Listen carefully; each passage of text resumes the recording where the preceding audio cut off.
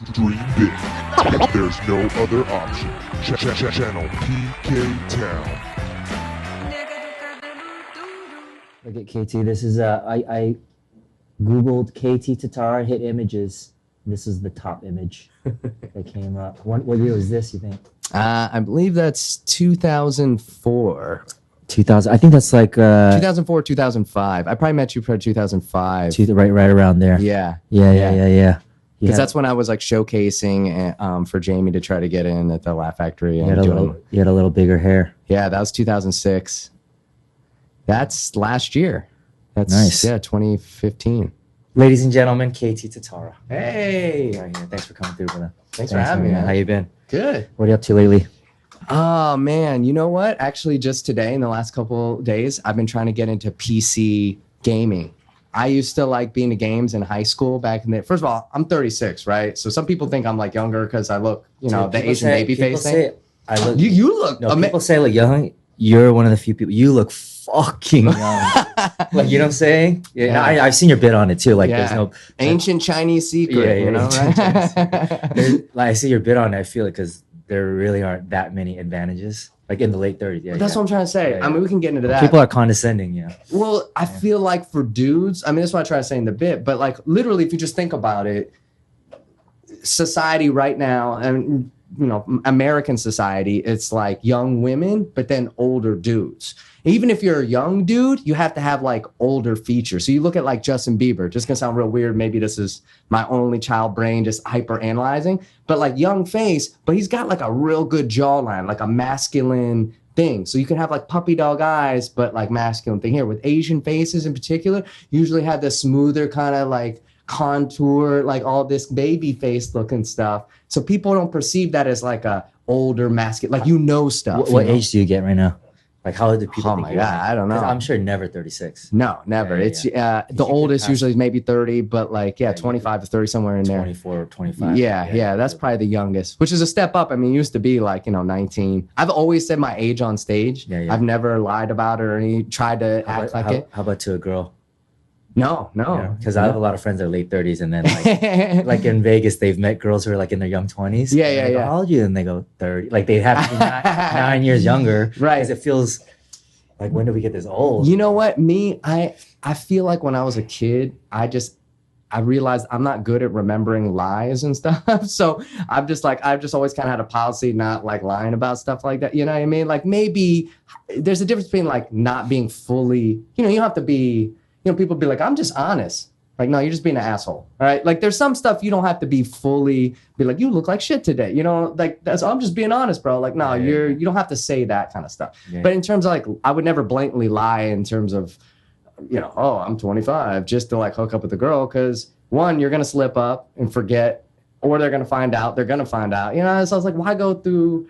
I'm always about avoiding future problems like that. So I've never lied. Plus I've noticed girls think it's kind of cool if they're like, oh, he's older, but he looks young, so it's okay. You know what I mean? But have you ever dated an older girl? Yeah. Oh, you have? Yeah. Really? Yeah. When not recently, but when I was younger, yeah. I think that takes skill because you look young. Well, see, that's the thing, though. And then you're dating older. Yeah. Depending on how old they are, though, they want to feel young. So it's kind of like for them, it's like, oh, I still got it. I can still get this 24-year-old. Like I was 24, hooked up with like a 30-year-old girl, when I was 28. I think the biggest age difference, I was 28, and this wasn't really dating. It was more like a 2-night hookup thing. She was 41. So that's kind of crazy. 28 to 41? Yeah, I was like, it was like 13 and a half years, yeah. I got to give you props for that. No, because if you really... But she looked young for her age too, and so it was just like... No, but if you think she didn't about have it, kids, that's married. Pretty amazing, because when she was a senior in high school, you were in first grade, kindergarten. Yeah. That's pretty crazy. Yeah. That crazy bitch. But it's hard. But it's harder if you're like 21 trying to hook up with like 28 or something like that. Girls in that range, they won't go younger. If you look on like dating sites, girls will be like, if you're a day younger than me, I will not talk to you. Which I think is a little like, okay. I understand you don't want to date like 10 years younger or something like that. Fine. You're looking to get married. Maybe that might be an issue, but a year, 2 years, like get off your high horse with this maturity, like, ooh, I know you got game. We've hung out a few times. I've been married for a long time, so I live vicariously through, like a creepy old man pervert, dude. I'm just looking around. Hey, but to be honest with you, dude, hey, it goes the other way too, man. I mean, I've been hearing that more. I look at you, it's like you've been married long time, kids, family, like that's a whole thing to be happy about too. And like from my perspective, envious of too, because it's just like, oh man, what would it have been like to have that as my last 10 years, As we get closer to our 40s, I'm hearing that more. And I also hear a lot of older comedians say that's probably one of the biggest regrets is not having a kid. Right. Yeah. That's so. why I'm trying to go to the sperm bank, but I'm not tall enough. So I'm going to have to wear like lifts or something, go in there and lie about my height. That's the only time I will lie is about my height to donate sperm. I probably shouldn't be saying this on podcasts. It's like being recorded right now, whatever. I'm just kidding. I'm 5'10" and a half. There's 1,000 people watching. But okay. So first of all, I got to get this out of the way. I'm not good at taking compliments. You're fucking worse than me, dude. I'm sorry you feel that way. I really am. No, this is the truth. I've talked to this with Johnny Sanchez too. We're like, dude, I've told KT like, dude, he's amazing. We talked about it, and he's always like, you know what it is? I was thinking about that driving over here because because you said that before. I think what it is when one thing is, I want you to know that I'm being honest. Oh no, I fully appreciate it. Yeah, interpret that as like, man, you're just okay. Stop fucking being Hollywood. Kissing it like, no, dude, I'm not. Like, no, it's not like that. I'm sorry. I'm not trying to be industry. Right. I perform one night a week. Right. Yeah. Like, no, you or Johnny. I watch your stuff, mostly Laugh Factory clips, and you're awesome. Like, and thanks, man. Everybody gives you respect, and just what it is. Material is so strong. I don't want you to feel that I'm interpreting it that way because I'm not. I know you're being honest, and I definitely One night I did. I fully appreciate compliments and sincere just appreciation for stuff. It's always good to hear that, right? I think maybe what you're feeling when it's like, oh, I'm not taking as well, or maybe not taking how maybe you'd like me to, or something like that, is from my perspective is, oh, that's great, it's coming from you guys, but I wish it was also. Not to say that yours isn't valid or whatever, but it's like, it's weird when you're hearing it from your peers and it's great, but then the people you needed to hear from to advance your career, they look through you. So this like Booker at Jimmy Fallon. Whatever, exactly. And so like that disparity, it's not like, oh, you guys really like me. And they're like, he's okay, but like there's a little work to be done. It's like you guys are up here and they're like, I don't even know who the hell you are. Yeah. And so that gap is where it's like, man, like I appreciate it, but I feel like it's not working for me in these other areas. And the gap almost seems insurmountable. You know what I mean? And so I think that's what is triggered in my head when you guys compliment like things like that. Cause I definitely appreciate it. It's always nice to hear, especially from your peers, people that are in shows. You know what I mean? Someone compliments you that's never been to a comedy show. That's nice for them. You brighten their day. But they're not the same as people are night in, night out, been at a lot of shows over the years. That really means more, But then when you have bookers or agents, manager, whoever, and like they are just like, yeah, you're not cool. And then I run into you guys, or you could have a show where it's like, I had a really good set. And then they were managers or someone were also in the room, but they were there to see somebody else and they didn't even watch my set. You guys can come up to me afterwards and be like, hey man, that was awesome, really good material, whatever. And I'm like, oh, thanks. And like, they're gone. And it's like, it's like, what do I do with this mixed feeling of like, I love this. I wish I had that too. I don't want to like, I don't want you guys to hate me and them to like me because that sucks too. Because then you're like, oh, I just want my peers to appreciate me. Well, so it's just this weird in between, like, what do I do with that? What's undeniable over time is just the amount of strong material you just keep putting out. Thanks. So even though I don't know if I'm sure there's the Hollywood game or whatever there is out there. I want to be back in there one day, but I've just been out of it. I do like Laugh Factory once a week, maybe there's like twice a week. That's it, right? Yeah. But it's just eventually people can't deny that you just have so much good material. I would say almost all of your bits are just like that grade A. Thanks, man. Well, I try to focus on my something early on in comedy got to me, and it was like, have something to say. Like that point, like got stuck with me. It was like, have something to say.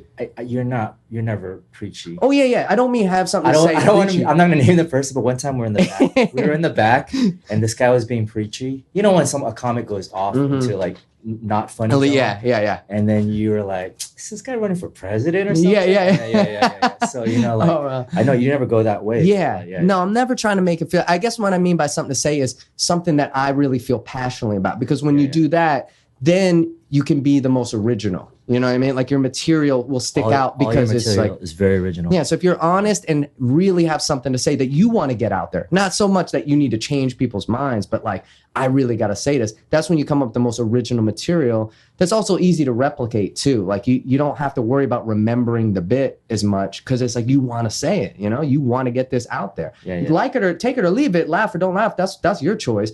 But like, I got to get this out. You know what I mean? And that's kind of like and that's a little different than like, you guys are wrong, you know? And it's tough walking that line because you don't want it to come off that way. And sometimes it can. But I think I've tried to focus on that. And that's why maybe sometimes you guys are what you guys are saying when you're appreciated is like the uniqueness of the bit or the whatever, the kind of saying something's, I don't know, different. Also, I think maybe I'm just kind of weird. I'm an only child, you know, growing up mixed, you know, my whole family thing, like the whole thing. I'm like a oddball in a way, but people don't look at me and think I'm an oddball. You know what I mean? With my facial features or things or clothes or something like that. It's just like, oh, this guy, you know, he's got it together, whatever. And I just feel like an alien all the time. I'm just like almost observing. That's why I started writing as my bio on like my Twitter and Instagram. I'm just like mixed race alien dude from the future. Cause I feel like I'm from the future and I'm an alien. I'm not fitting in. I'm seeing stuff that people will eventually see in a few years, but trying to explain, like someone came to you from the future. Imagine someone from 2007 went back to like 94 and was like, yo, we're going to have a phone. We're gonna have this iPhone and you can do all this stuff. You'd be like, what? You know, what? People going to be selfie? That's stupid, dude. Like and then it comes along, but trying to explain to someone far back, there's that little bit of disconnect. So I've always personally felt like that what is driving how I explain the bits or what I want to talk about. And so maybe you guys are seeing that because there's a lot of people take the easy road and just go, oh, I'm going to talk about whatever the crowd wants me to talk about. You know what I mean? And I just never really tried to do your that. bits are always original. Before we go back into your history. Okay. West Virginia. Oh, yeah. Yeah, that's where I went to I'm from Virginia. I went to college in West Virginia. A few things that I've always admired, respected about your material is original. So you have so much more material than I do. It's just stronger than me. I look at you like, I mean, I just keep it real. Like, I feel like I'm one of the better Asian comedians. Not that many of us, but I consider you like one of the strongest ones. You're more material than me. But at the same time, one time I vented to you because I had recently been burned by another Asian comedian. I'm sure you thought it was a weird call, but I was like, man, I'm gonna fucking do all this shit and be married with kids. Like, because there's a lot of fucking comedians out there that aren't married with kids, and I feel like I'm like almost hanging with them while still doing all this shit. Yeah. But with you, another thing that I really love watching is growing up at church.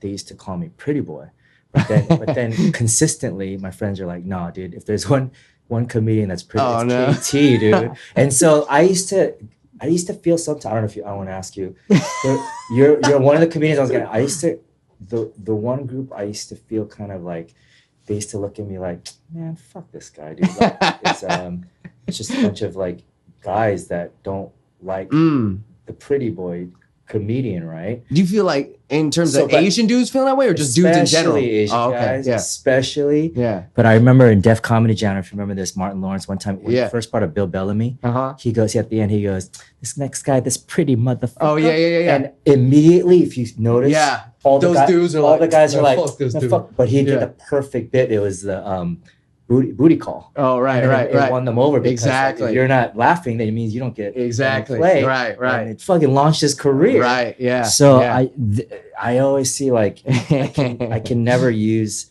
that as an excuse, because when I see you, there's KT and like you know what I'm saying? Like people look at you. You have a bit about it, you know? Yeah. Look at a girl saying I'm pretty. Yeah. So do you ever feel you get hated? Like you can notice the crowd. You notice. I don't know. You know what? That definitely has probably happened. Yeah. I've always been confused on like whether that's happening from the dudes or even the girls. You know, it's funny. A lot. You know, Eliza Schlesinger. One time she told me something funny. She goes, "Was really funny. I don't even know how it came up. We were in the back of a comedy club or something one time. We were talking about something else, and then she just like looking at me. This is like 4 or 5 years ago, and she goes, God, she's like, you're pretty. She's like, I don't know if I want to make out with you or just look like you. And I started laughing. I was just like, what? And I never expected that coming from her. I mean, she's really pretty. And I was just like, what? And then I kind of thought about it. I was like, do people have this in their head, like in the audience? Because I never really put that together, like your experience you're talking about. So then I started thinking about it after she said that. I was like, is that the looks on these people's face, dudes or girls, having some weird feature thing they're keyed in and they're not listening to me because they're just looking at my nose? Or someone told me that they thought my nose looked like how someone's nose looks like after you get a nose job. And I was like, what? I was like, no, I don't know, maybe it's skinny or something. I have no idea. I mean, I guess you're not really doing anything until someone starts thinking you've had a nose job. Yeah, well, that's the way you know you've made it in show business. People think you've had a nose job. People think you're gay. You know, any of those rumors start coming out, you're doing something. Well, I mean, I know you're mixed. If you were just like full Asian, and because full is usually more like a rounder, flatter. Yeah. And so let's say you're Japanese. Yeah. Not half white, and you're not definitely. Oh, then people would think that. Yeah. 100% people would go, I see what you're KT saying. Got a more sharper nose. Yeah. I see what you're saying. So maybe they think I'm full Japanese and got a nose job instead of knowing that I'm half white. So maybe that's not. I don't know. Like, you never feel guys like. I think so. But to be honest with you, with my look and stature, I mean, I'm not that big of a dude. I think what I noticed, at least starting out, was they weren't intimidated, so they didn't have as much of that. I mean, fuck this pretty dude. It was just kind of like, what? Like they weren't, you know, how dudes sometimes like get real protective of their girl in the show and be like, hey, dog, fucking, you know. But there was never that. How about Asian guys? I think that's why I asked you that, because I think the only time I have noticed it is with Asian dudes. Yeah, because you have a really good bit about the guy at the mall, right? What was that? Where they, you know, he's like, it's freaking hilarious. Oh, yeah. No, that happened. That's totally legit happened. I think he got real mad at me, and then maybe it was that. He's like, oh, this pretty motherfucker. What, you think you Asian, dog? Yeah, and he got like all mad at me. I was like, whoa. True. Yeah. And I think that's where I've sensed it. And that's living in LA, but compared to like where I grew up or anything like that, I never really had that. So it's not in my head to assume that, but definitely with Asian dudes, I've seen that. And I think that also might be the, you know, like in Asian pop culture, being mixed, half white is like a thing. And so I think to some of them, maybe if you grew up in an Asian neighborhood, this is just my kind of, you know, assessment from what I've seen. You grew up in an Asian neighborhood, you had some Asian girlfriends, and then all of a sudden they started tripping over half Asian dude. Yeah. Then you see me, you're like, oh man, fuck this half Asian. Oh, okay. Because you're jealous of like your high school girlfriend looking at some magazine with like half Asian dude or something. It's like, you know, eliciting some memory in their head. Whereas from my perspective, I'm just like, why are you mad? I'm not trying to steal your girl. I don't even, what? Well, I mean, this one, actually, he's a good friend of mine. Asian comedian. He's like, comedians shouldn't be good looking. And then it was just like an awkward, there's a bunch of comedians in the room when he said it. Nobody wanted to come. Nobody said shit because nobody wanted to even address like, well, who the fuck considers himself good looking or ugly? And it just died. That comment just died. Whoa. Yeah, it was funny. He goes, I think there is something. Comedians should be fucking ugly. And then he goes, comedians should be good looking. And then it just, nobody said shit. And just pretend like he didn't say it. That's really interesting. I mean, I think there is something to be said in terms of winning a crowd over. The less fortunate you look. So compared to like you look like this rich British royalty kind of guy, it's really going to be hard to get sympathy from a crowd. You know what I mean? Because it's like, oh, I had it so tough. It's like, get the hell out of here, right? If Dane Cook was ugly, he would not be hated on. Like, not as much. Right. So when someone looks like they got it all, then it's harder to find sympathy for. So I think that's, I would never impose rules like, oh, you should or shouldn't be. I mean, people can do whatever they want. And I think everyone can find their own funny. But in terms of just walking on stage, the audience will like let their guard down a little bit more if they feel like maybe you've had a rougher time. Of course. So that's like if you come up there looking super put together, it's like, oh, but you can still find your way of finding humor, acknowledging that, or no, you know, or whatever. Like you said, Bill Bellamy or whatever, doing some kind of joke that gets them to disarm themselves to the thing. It's like, okay, and win them over that way. And so I don't know. Like I think with me, I've always felt like not liked by the hot white girls that seem to drive the economy. This has been my crazy theory over the last 10 years. If you want to be popular, you got to be popular with hot white girls. And then everyone is looking to them. Talking about in America. Yeah, and talking about America. Yeah, like they are driving trends.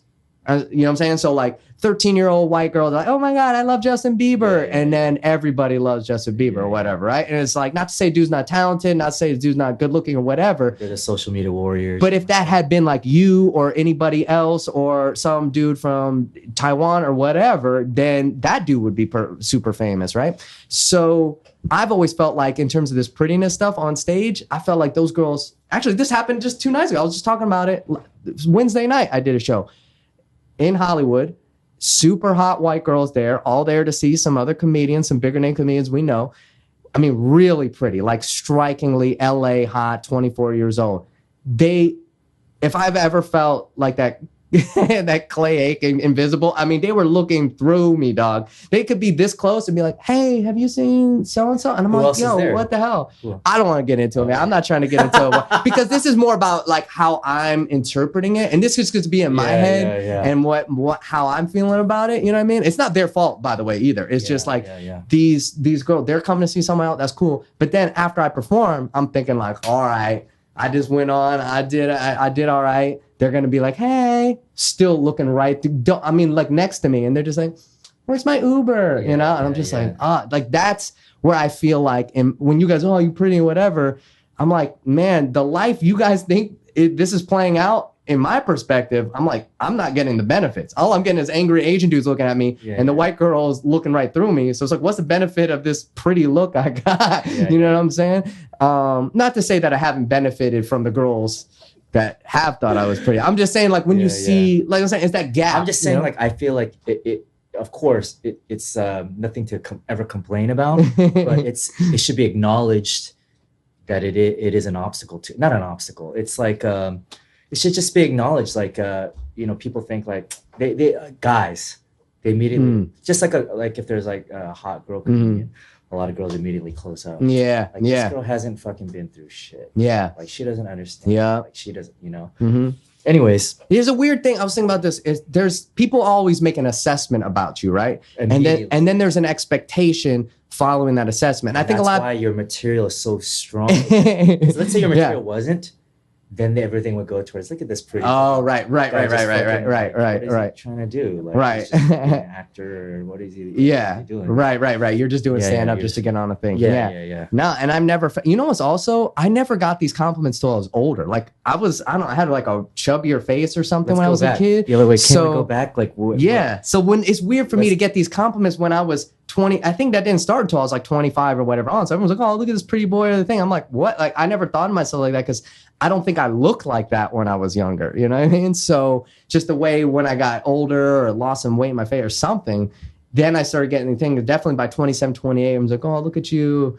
And I'm like, I never thought of myself that way because I didn't have that stereotype about me when I was in middle school or high school. You know what I mean? Yeah. So. All right, let's go back. What do you want? Let's dig into it. Let's go from West Virginia. Is that where you're born? Or? That's where I went to college. Yeah, I was born in Northern Virginia, outside Washington, D.C. Okay.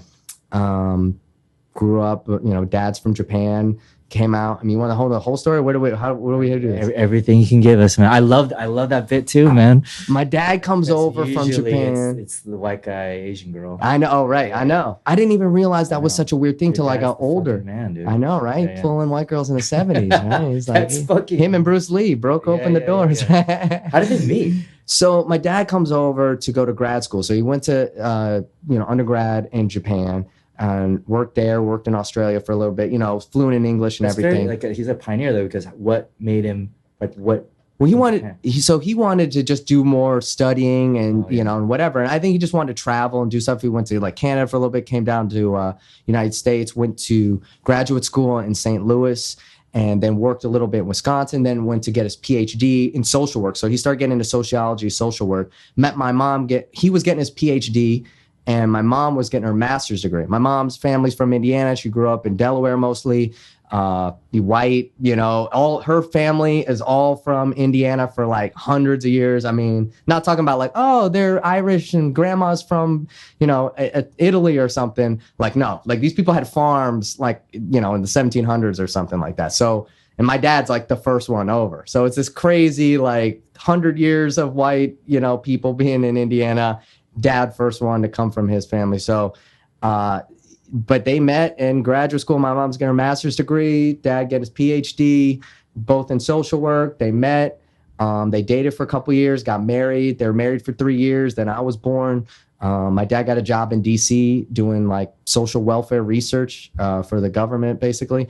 And my mom got a job doing something, a couple things. And then she stayed at home to take care of me and was a writer. So she wrote romance novels, actually. Really? Which is really weird. I know, and I have not read them. It's kind of weird and gross to think about, like, you know, your mom's sexual fantasies. Also, my mom was really educated, and so it wasn't like 50 Shades of Grey or anything like that. It was more, you know, whatever. Your mom's awesome. No, I mean, so, like, 'cause she fell in love with your dad in the 70s when Asian men weren't. Oh, it's crazier. My grandfather, my mom's dad, was in World War II. So this could have gone horribly wrong. But he was also a very educated dude. My mom's father, my white grandfather, he had a PhD in chemistry, was actually working on a PhD in psychology before he got this other job or something, worked for the government. But so he was a really educated, smart dude. He was also an only child. So I felt like I had a bond with him as a kid. And my grandma, they both met going to university. So they went to college, you know, back in like the 40s or whatever in Indiana at IU, where my mom also did her undergrad. So I think them being very educated and kind of open and stuff, I was very fortunate. I didn't really realize this until I was much older because it just seemed normal. Growing up, like, yeah, my grandma and grandpa never raised us, never said anything around me. To be honest with you, I think my aunt kind of was against, I don't talk to her anymore, but like, kind of was towards my dad. There's gotta be someone. Yeah. Like she seemed like, it's like she was the one that was like, I don't approve of this shit. Yeah. But never felt that from my grandparents in front of me, to my dad.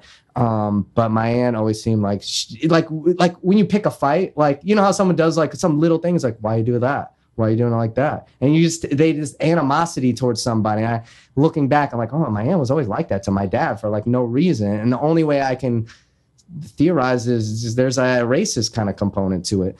But fortunately, my grandfather was very accepting, because look, you hear stories even today of like whatever race it is too, by the way, the daughter comes home bringing home another race dude, whether it's Korean, Japanese, Chinese, you know, Taiwanese, Chinese guy situation, like whatever it is, like, oh, like, don't be bringing them over here, a black dude, whatever it is. Actually, one of my friends from high school, married a white girl, said that he goes to meet the dad. He's at the door with the shot. This is in Kentucky. He's at the door with the shotgun. Is like, don't ever come back here. What, they had to like elope and like leave or when. This is like 10 years ago. He's a black dude. Oh, sorry, wow. I said black dude, white girl. Right? It's like, yo, this isn't 1945. What state was that? In Kentucky. Wow. Right? And it's like, yo, man, that is so wrong. And so then I started, after hearing that and thinking about it as I was older, I was like, yo, man, I'm really lucky that my grandfather didn't do that to my dad, you know, or to my mom, and just disown her completely. So yeah, it's like you said, in the 70s, like, that's an super rare. Yeah. Dynamic, because I grew up in a mostly white elementary school. There was like a few Asian kids, and then I grew up with that complex. Maybe again, I was interpreting like you're saying, but white girls never ever looked at me as attractive ever, like all throughout my childhood. So my first bits, you probably heard them all, is all just about that insecurity. But I'm sure you grew up in a whole different dynamic where that was never even. Well, you know what's funny? You never considered that. I guess having a white mom, like, and having looking at a white mom daily, I never thought of like white girls being an obstacle until actually moving out here, and I was older. So as a kid, you know, dated white girl. My first girlfriend, like in high school, actually technically my first girlfriend in 5th grade was black. Actually, I had more of a black neighborhood when I was a little kid. Very really mixed. Yeah. And like Alexandria, Arlington area, super mixed. I was looking at my elementary school yearbook the other day. There's almost no majority. There's like 4 white kids, some Asian kids, and like every type of Asian too. It's like, and it was cool because, and you know what's weird? as a kid, and this in the 80s, I thought everywhere was like this. So you learn about like civil rights and all this. You're like, oh, look at this race. Glad that's over. I had no idea that, a lot of the world, especially a lot of the country, is not living like that. I was in this weird melting pot where it's like these two twins from Ethiopia, this kid's parents from Kenya, this guy's African-American, family's from the South. That's very cool. This girl's from Cambodia, this girl's Filipino, wow. This guy's from Czechoslovakia. Like, either they themselves are immigrants or their parents are immigrants. And like, when I was thinking about this the other day, man, it was so great. We had the bring a food from home day. It was the best. We had everything because everyone was from some different place. So, and then I moved. This is where a little bit of that white girl stuff that you're talking about started. 7th grade, I moved to like the white suburbs or whatever. Now I'm the Asian kid. Where is this now? Still Northern Virginia, but like a half an hour south, just enough to go from like a city area to like a suburb area. All of a sudden now I'm one of the Asian kids. I was like, what? Like, I'd never been called that. I didn't know any stereotype jokes about anything, about Asians, about black people. I never heard. Yeah, that's when I first started hearing. I was like, what? And some of them I didn't even learn until college. People were talking about like Jewish stereotypes. I was like, what? Like, no one had. My parents obviously would never say that because they're in an interracial marriage and they're never going to be like, hey, watch out for them. Like, so, and my neighborhood as a kid was so mixed. So but even in middle school, high school, dated some white girls, college, same thing, white girlfriends. So I never thought of that as an obstacle until coming to LA and then entertainment and showbiz. That's when I really started theorizing like, oh, in terms of this being famous thing, there's like this, especially last 6 years of Instagram, Twitter, it's like, the hot, popular white girls. And this is my theory. Look, could be completely wrong, but my theory is the other girls of all ethnicities are looking to, because these are the popular girls in a lot of cases, they're looking to them for like what's trending. Like, oh, I want to be like her. I wish my hair was straight like that, whatever it is, right? And then it spreads outward from there. Now, granted, not everyone is, some people can be like, I'm not doing that shit. But like, and then dudes, what are dudes doing? Like, oh, I want to get that girl. Oh, she like Justin Bieber? Yeah, I fuck with Justin Bieber. Like, so everyone is like is copying or like they're setting the tone for things. So I'm just like, I need these girls to find me. If one of them tweets out, check out KT Tatara, my life is completely changed because then everyone following this hot chick is going to be like, who's that? Oh, yeah, I love him. He's cool, right? Yeah. If some nobody's like, check out KT, and it's like an unfortunate looking person, you're just going to be like, oh, you're a troll. Who's that guy? He probably sucks if you like him. And it's just this stupid psychological thing that I feel like I've taken notice. I don't think it's right.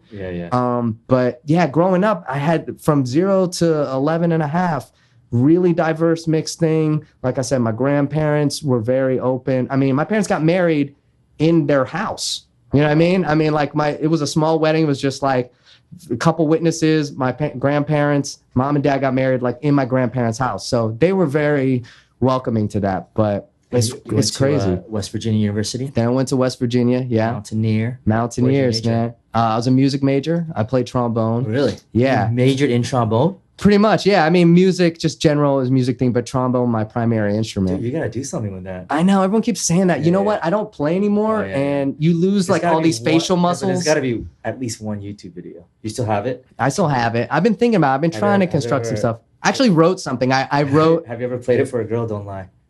She came over. No.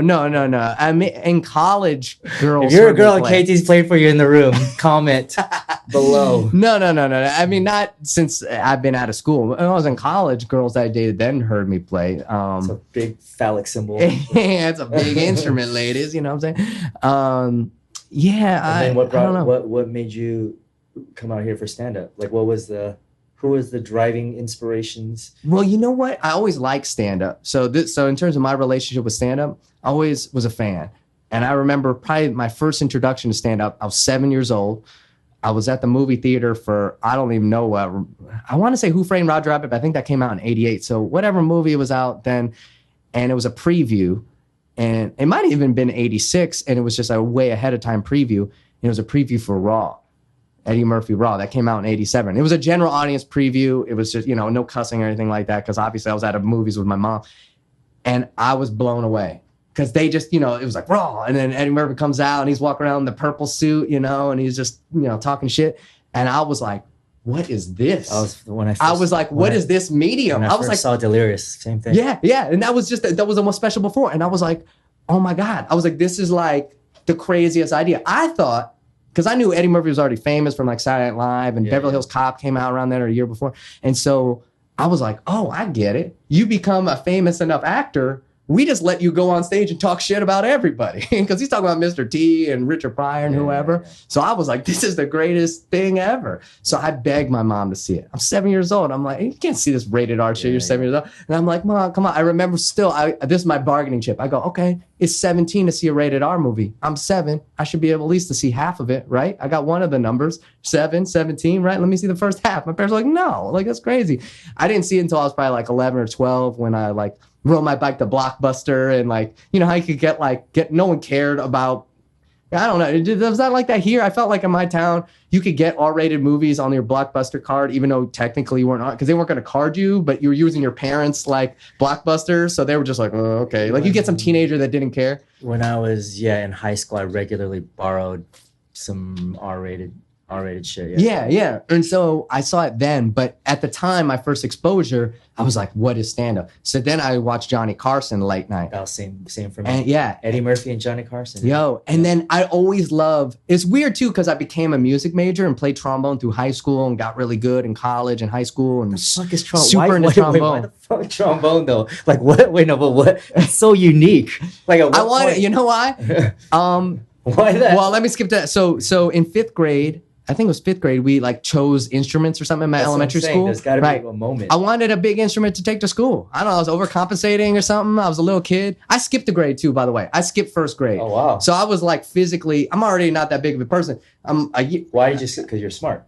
I guess so. You know what? People say that. I'm like, I knew my numbers and I could read. I don't know. Like you get to choose in band. You get to choose your instrument. From there, just and I played actually drums in 4th grade. Like it was just little bullshit music class. So I liked the drums, but drums back then is so boring. You're just like, you know. And so I'm like, this isn't a rock star. So then I'm like, I want to take a big instrument. I actually wanted to play the baritone or euphonium. It kind of looks like a mini tuba. It's like a little, you know what I mean? It goes like this. It goes like this. It's not as big as the full tuba, but it's still like upright like this.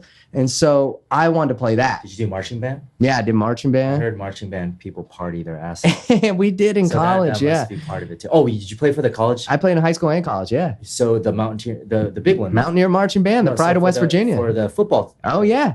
Dude, that was the best. Right, dude, I still think about that. Gives me... no, but that wasn't why I got into it when I was in 5th grade or whatever. I know, but in college. I would love my kids to... I heard that it stays with you forever. Oh, my God, dude. Even just thinking about right now, I get the chills of like running out on, because think about it, this sounds real corny and people make funny, especially sports dudes, but look, who gets to run out on the field? The sports team, the cheerleaders, and the band. That's it. You got to run on there if they win and you don't get tackled by security. You know what I'm saying? That's crazy. But getting that feeling, especially my freshman year, I'd never been in a stadium this big. I'd never been to a pro football game. This stadium there, it was sat like 68,000. Were you guys good then? Those 4 years? It was all right. We got much better after I was gone, but we were decent. Yeah, we went to the bowl games. So like I think 3 out of the 4 years. Yeah, we went to the bowl game with the band. Went to the bowl games. Did everybody have sex after? That's what I keep hearing. Probably. I don't know. Heard the marching band is a big ass orgy. Yeah. Oh, some people. Yeah. Well, I don't want my kids to do that. I wanted my kids to not that part of it. You know what's really funny about that? Confidence. In 1999, American Pie came out, and that was the whole joke. Like one time in band camp, I stuck a flute on my thing. Right. And I was in college during that time. That was like the biggest joke all the time because everyone was like, "Oh, flute players, you know." I mean.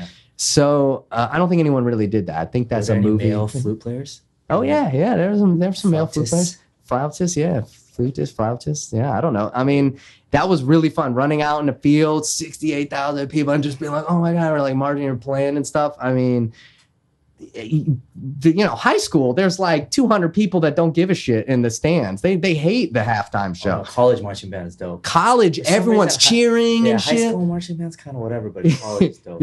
And I had no idea that it was going to be that drastic of a thing. High school, no one cares. You're a loser. Like, no one's paying attention. College, everyone's going crazy for you. Like, people show up early to watch the pregame. It blew my mind. I was like, what is going on? They show you on TV a little bit. I mean... Yeah, it was super fun. Do college marching band members party together and sleep with each other? Yeah. Yeah, everyone's, I mean, it's like who you work with. You're around all the time. Can you be a male straight flautist and get played? The answer is no. Just stop right there. No, but why are there male flautists? I don't know. How did that happen? You know, there's male in the color guard, you know, this twirling the flags and stuff. Are they straight? You know, probably not. There's got to be a choice at one point. I mean, but you know what? It also wasn't that big of a deal. It wasn't like, then, right? I mean, in college, I think in high school, there's definitely more derogatory comments, at least back then, like, I mean, probably still now, unfortunately, but like in college, it's like there's gay people. Like what? I mean, just, you know, it wasn't a thing. I'm just talking about like there's a choice a guy makes. Right. There might have been some dudes just to be the one dude around all the girls. But the thing is, the band, we were a really big band. I mean, it was like 300 something people in the band, maybe 400, you know, so. And everything's paid for, all the travel and all that. Well, you know, I think there was like we had to pay something. I mean, there's part of the, I don't even remember. You maybe pay for your uniform and stuff. So, yeah, man. I mean, it was a blast. I had super fun. I mean, no regrets about any of that. But this all started because I wanted to carry a big case, a big instrument to school. They didn't have any more baritones, euphoniums, so I had to go with trombone. And then the school trombones all suck, so my mom bought me like a little trombone. So then I had to stick with that because they bought it, and it was like $600 or whatever it was back then. So then I played that all the way through 8th grade. Because I sucked at art. In middle school, you had to choose between art and band, or at least in my middle school, in 7th, 8th grade or something like that, 8th grade. So I was like, all right, I guess I'll play trombone because I'm terrible. I did not get the Asian stereotype in terms of drawing. I cannot do that. I'm terrible. Shit either, So I took that. And then this is actually what happened, why I took marching band in high school. In 8th grade, we had this thing where the 8th grade band goes and visits the high school, and we just like watch the high school marching band. And I, luckily enough, got paired up with this dude who was kick-ass at trombone. He was like the first chair all-state. He was like the best in the state senior dude. And he was this cool guy, Dave, right? And and he had a solo or something at the halftime, and I was like, whoa, this is pretty cool. Like this, and I was just excited to go to high school. So I was like, all right, I guess I'll give it 1 year.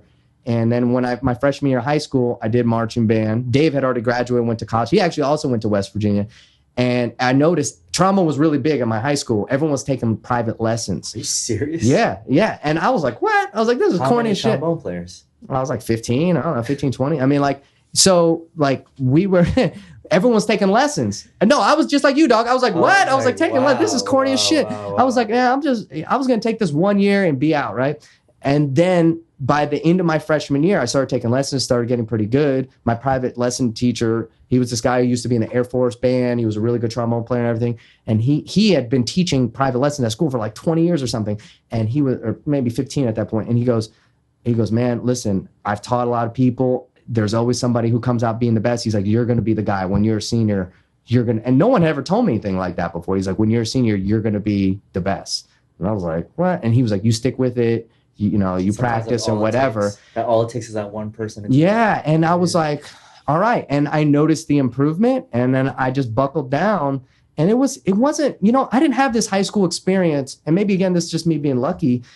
I didn't have this, oh, you're a band, you're a dork. Like, and you know, some of it is also how I thought about myself. I never perceived myself that way. So there definitely might've been people in my high school band that thought they got picked on or bullied or made fun of because they're in the band. But I never presented myself that way. I never thought, I didn't dress that way. Like people actually were a lot of times shocked to find out I was in the band. It's like, they'd be like, what? You play trombone and the thing? Cause I had like long hair and I was like a skater, you know, like, hair? Yeah, I had like long hair. It was like shaved underneath and like down to here at one point, you know, that kind of, that Edward Furlong cut, you know, Terminator 2 kind of thing, you know? So I don't know. I just look like some skater kid, but I was real into trombone, man, because these older dudes and the teacher were really good. And I was like, man, I want to be like them. Totally. And then by the time I got to be a senior, I was like on top. I was good. And so the next logical step was, hey, you can get scholarships to go to college. So I was like, yeah, this is what I'm going to do. And again, fortunately, I had parents that were open enough to let me be a music major. A lot of my friends, their parents were like, nah, man, you're going to business. You're not doing this music shit. My parents were like, hey, and maybe this is a product of their interracial thing. Did they come to a game? Oh, yeah. They came to games and like all that kind of stuff. Yeah, they were totally cool. My dad was like not musical at all. He'd always tell me a story. He like got kicked out of the harmonica band in elementary school because he couldn't read the music. So he was just blown away that I could like look at notes and play. He was like, you can read that? Wow. And I'm like, yeah, Dad. And like every time that was like the conversation. So my mom, she was more musical. She had played you know, piano and guitar or something like growing up. So she knew music generally. I don't know what, but there's definitely a bit coming with about that. Yeah, or just your experience. I did write something. There's so many people that have played instruments in high school but haven't gone into college music, like Yeah. I play violin, but then you always look at the college game, the college marching game. Yeah. That's one thing that everybody's like, if you're not going to become an athlete, it just looks like one big ass party. It is a big party. We definitely had Yeah. some big parties. I mean, I had a house for a couple years. We had big parties there. Yeah, it was fun, man. It was a blast. I mean, I loved every second of it. And like I said, it all started with those two decisions of like wanting to carry a big instrument to school. And then 8th grade, Dave being like, you got to be in the marching band next year. And then once I was there, I saw that, yo, you can like be really good at this. You can get a scholarship. I went to college. That one guy that said, no, you're going to be the best. Yeah, my teacher. Did you have yeah. a moment like that with stand up? Because I had one moment. Where a couple of my friends were like, hey man, you should do that. Like, you know what's funny? Yeah. Someone told me that actually when I was in college, and I blew it off. I didn't even remember it until later. My freshman year, I was in the hallways of the band, like the music building or whatever, and I was always ranting and going off. I think at the time I was probably going off about Asian stereotypes or something, and how everyone. Because then also when I'm in West Virginia, there's like 3 Asian people in West Virginia, so all of a sudden I'm getting these weirder questions. And again, I didn't really look at myself like as this weird oddball because of my elementary school. Everybody's from everywhere, you know? So I was ranting in the hallway, and this guy, Brian, he was a grad student, and he stopped me. He's like, he was a real like low-key dude and stuff. And he was like, hey man, you should do stand-up. And I was like, what? And I cussed a lot. I was like, man, fuck that shit. I ain't gonna do stand-up. That's fucking bullshit. I don't got it. Because in my head, I still had that Eddie Murphy idea of stand-up, which means you get famous and then you do stand-up. I had no idea that it was like a totally different career in its own, and then maybe you get famous from movies or stand-up itself. So he told me that freshman year, totally blew it off, didn't think about it. I started working at the school radio station, and then I was 19, and again, because I skipped a grade, so this was like summer before my junior year. 97, 98, 99, yeah, and 99, and I bought a book about like being a movie extra, and I was like, oh, I'm going to just be a movie extra just for fun, just to be on sets, get the behind the scene things. And then I found a book about stand-up. And I was like, oh, let's check this out. And maybe at the time I had remembered that dude Brian said something. And I read it. And this is what got me into stand-up, is that all the stuff that you have to do as a stand-up comedian really related to how you have to be as a musician. Yeah. A lot of people are like, oh, you're not using your degree. I'm like, yo, man, when you're a musician, no one's going to play the instrument for yourself. You got to play it. People can guide you. You got to do the work, right? Same thing with stand-up, man. People can tell you how to rewrite jokes, guide you and shit. You got to do the work to be funny, to craft the joke, to rewrite the joke. Second, you practice, right? Little different. Music you can practice in the corner. Stand-up, you can't really just be practicing in the room. It kind of ends up being more detrimental than beneficial. But you can watch your videos, right? Same thing with music, man. I'd record myself practice. This is playing trombone, by the way, not jerking off little guys or something. Little guys. I don't know. I was gonna say little people. I was like, is that offensive? I don't know. But like you know, you practice and you listen to it, and then you got to be honest. This is third party. You got to self-critique. You got to really. You can't just go, oh, that sounds good. I'm good. You got to be like, nah, I'm not hitting that note correctly. I'm messing up this one part. The timing's off. Same thing with stand-up. You watch the video. You got to be honest. You got to be like, oh, that's not as funny. I got to rewrite that part. Maybe my performance. So that self-analyzation, critiquing, honest with yourself, and then that self-discipline, the self-motivation that you had from music, I thought directly translated to stand-up. And the only thing that is different is the generating of material. And I thought, well, I got that. I got both parts. I come up with crazy ideas to talk about all the time. I'm not afraid to talk in front of groups of people. Obviously, I'm ranting all the time in front of my friends. And then third, the work ethic part to get better at it. So so there's that path. Yeah. So then I wrote down ideas for like a year, and then I took a stand-up workshop, and it was like, never looking back. In LA? This actually was in Cleveland. Oh, so really? it was about 3 hours away from where I was going to school in West Virginia, 3.5. And I'd go up there every Saturday for like a month or 6 weeks or whatever it was. And then you drove 3 hours to that stand-up comedy. I got up at like 7 in the morning, drove up there, did the workshop for 3-4 hours, whatever, drove 3 hours back down. And that was like that summer. I was 20 years old, so it was the next year. And then the workshop culminates in a performance at, a comedy club. And I saw the tape. I sucked, dude. But at the time, I got one laugh, and that was enough. I was like, this is it. What was your first bit about? What was the topic? Oh, God. I something probably about looking young. I think I said something about just looking young or being short. I said, I was like, hey, there's some advantages, though. I was like,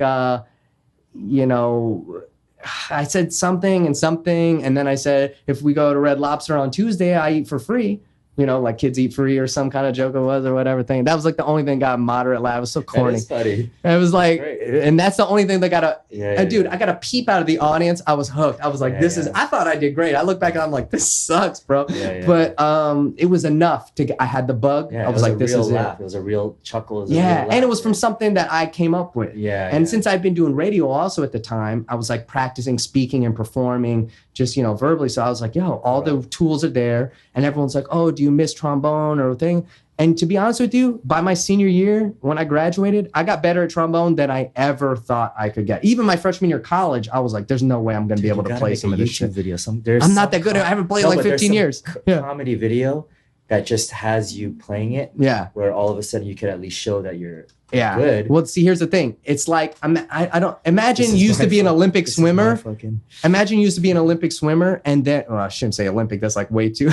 Imagine you used to be really good at like tennis or something like that. And then you just stopped. Like your mechanics are just not going to be, you're going to have to practice for 6 months to kind of get your shit back up. So that's where I'm at with that. It's like, that's why I'm a little hesitant because I know I can't just pick it up. I tried like a couple months ago, just playing. I was terrible. I was like, why? And in my head, I know how to play all this stuff, but physically, like you just breathing and your mouth and all this shit, it's like, I can't do it. And I'm like, man, I need a good 6 months or a year of practicing before I could really make a video that won't embarrass people I went to school with. If they saw that shit, they'd be like, dude, you're worse than in freshman year of high school, dog. There's definitely a bit though about being in the college marching band. I think a lot of people want to hear that. I said something. I always try to look at that as like an empowering thing. Like, oh, it's not to be made fun. I was like, hey man, I was cool in a marching band. I hooked up with the twirler.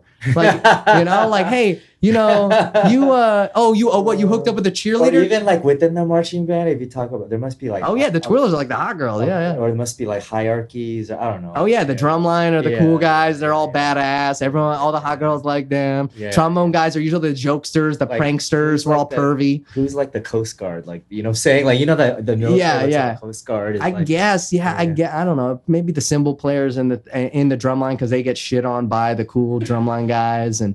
Yeah, no, there's all that. But so when did you come out to LA? So I came out to LA when I was 23.